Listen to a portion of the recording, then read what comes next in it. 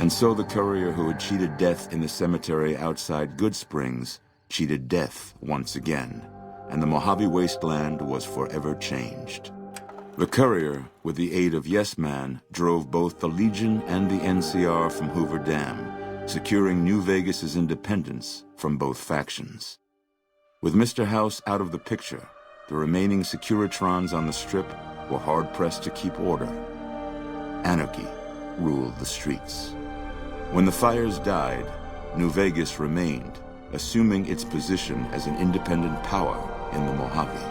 Supporting all the chaos that comes with independence, the courier was the man responsible for a truly free New Vegas.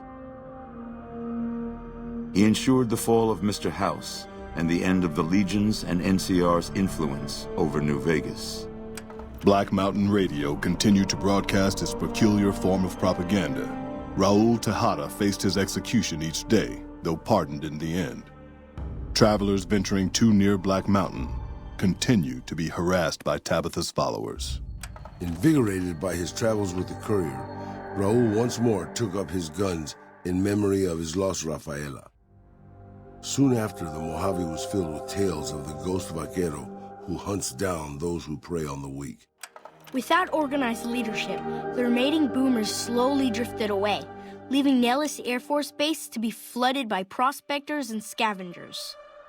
All of the boomers' accumulated knowledge quickly scattered, and their existence slowly faded from memory.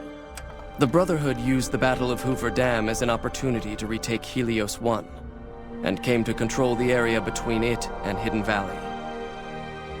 With no organized opposition, their patrols began monitoring trade along I-15 and 95, seizing any items of technology they deemed inappropriate. Despite her departure from the group, the Brotherhood's peace treaty with NCR came as some relief to Veronica. Though she remained friendly with surface patrols, she was never again permitted to enter the bunker she once called home. Fearing for the safety of anyone she associated with, she continued her solitary life as a scavenger.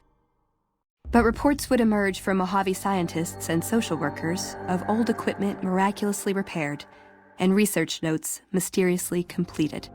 Fiends overran Camp McCarran during the Second Battle of Hoover Dam. In the anarchic months that followed, the Fiends asserted dominance over Outer Vegas. With no clear leader to guide efforts in Freeside, the followers of the Apocalypse lost control of Old Mormon Fort to local thugs and junkies. Eventually, using the followers' remaining supplies to manufacture drugs, the Old Mormon Fort quickly devolved into little more than a junkie den. During the retreat of Caesar's Legion from the Mojave wasteland, Arcade was a sad casualty, one of many. His body was heaped with those of many others in a nameless ravine on the Legion's long march home.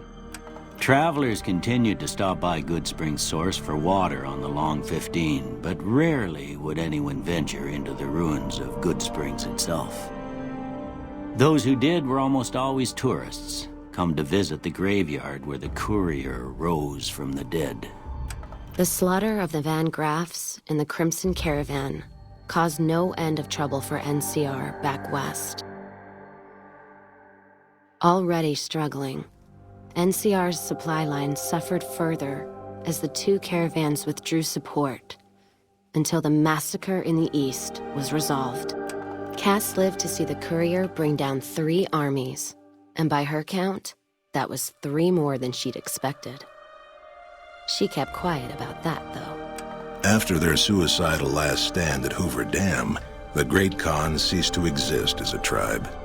The few surviving members dispersed, joining up with other tribes and gangs across the Mojave, and quickly forgot their heritage. Though a cure for the Nightkin schizophrenia was eventually found, it became a case of too little, too late for Jacobstown. Most Nightkin at Jacobstown followed their leader, Keen, out into the wasteland, terrorizing the Mojave for years to come. Jacobstown, constantly on guard for anti-mutant reprisals, never truly prospered. Encouraged by the courier to stop taking her medication altogether, Lily's instabilities grew worse with each passing day. Eventually, she became little more than a ravening beast, their kindly old grandmother, subsumed beneath the rage. In the aftermath of the Second Battle of Hoover Dam, the Kings took the opportunity to viciously force all NCR citizens out of Freeside. Travelers from the Republic quickly learned to avoid Freeside if they valued their safety. Revitalized by Violetta's brain, Rex eventually learned to balance the memories of his old life with Violetta's experiences among the brutal fiends. His mind had difficulty adjusting, but Rex eventually found peace with his new, more vicious self. Driven into a frenzy by their use of Psycho, the Misfits inflicted heavy casualties on the Legion during the defense of Camp Golf. At first, they were commended for their valor, but eventually, desperate for more of the chem, they turned on travelers in Outer Vegas. For their dishonorable conduct, the NCR court-martialed and executed them by firing squad. While the destruction of the Repcon rockets appeared to be a boon to the salvagers of Novak, the benefit would never be realized. Radioactive fuel from the wrecked ships seeped out and contaminated the area. Salvagers were forced to move on, and the town was abandoned. No longer held in check by his conscience, Boone found lucrative work as a mercenary and assassin.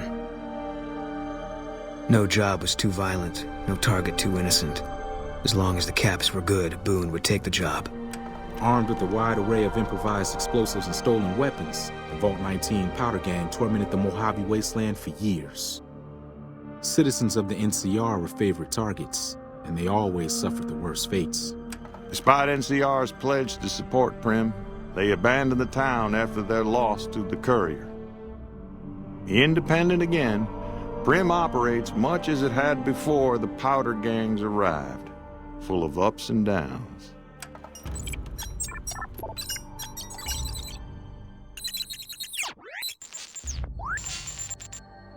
Despite surviving the destruction of the oil rig and the loss of their comrades at Navarro, the venerable remnants were no match for the Courier. They carried the secrets of their old lives to their graves. And so the Courier's road came to an end, for now. In the new world of the Mojave wasteland, fighting continued, blood was spilled, and many lived and died just as they had in the old world. Because war never changes.